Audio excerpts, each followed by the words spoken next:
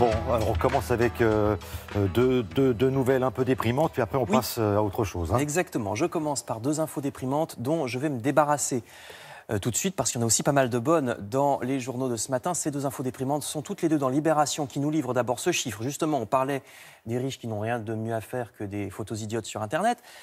Eh bien, la fortune des trois plus grandes familles américaines de businessmen a augmenté de presque 6000% depuis 35 ans, nous dit Libération, alors que dans le même temps, la fortune d'un Américain moyen baissait de 3%.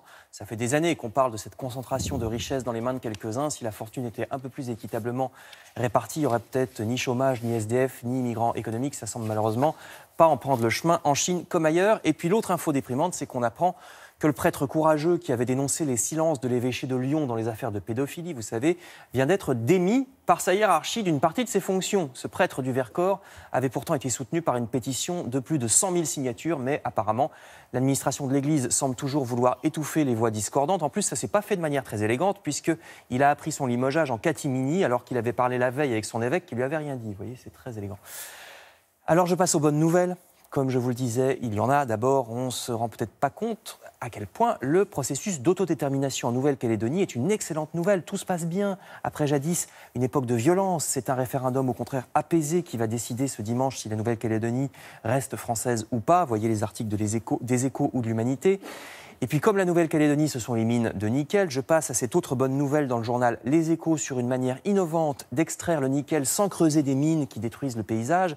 C'est une plante proche du colza dont on a remarqué qu'elle concentre le nickel. Donc on recommence heureusement à se tourner vers les plantes dont les ressources semblent presque infinies et de toutes les manières. Le Figaro nous présente ce jardin thérapeutique de l'hôpital de Nancy, Oasis Verte, qui fait beaucoup de bien aux patients de l'hôpital parce qu'on sait que l'environnement est très important, par exemple pour les malades d'Alzheimer, qui peuvent déambuler dans ce jardin en sécurité, reconnaître les plantes, s'intéresser au jardinage, faire de l'exercice, ce qui est mieux que dans une salle.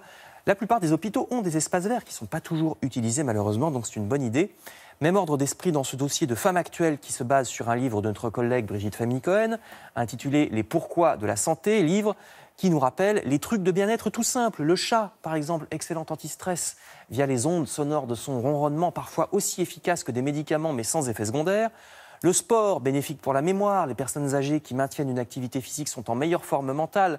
Le sommeil, important parce que les nuits courtes sont mauvaises pour la pression artérielle et le rythme cardiaque. Et dans l'assiette, le chocolat ou même les cornichons, pas en même temps je suppose, sont bons contre la déprime et sont bons pour le cerveau. À propos du chocolat, on apprend aussi dans le Figaro qu'il y aura bientôt une norme européenne pour un chocolat équitable, c'est-à-dire un chocolat qui rémunère correctement les petits producteurs et qui ne fasse pas travailler les enfants dans les plantations de cacao. Je termine justement avec des enfants dans le Figaro, puisque le journal nous apprend également que certains instituts utilisent avec succès l'univers d'Harry Potter dans leur classe.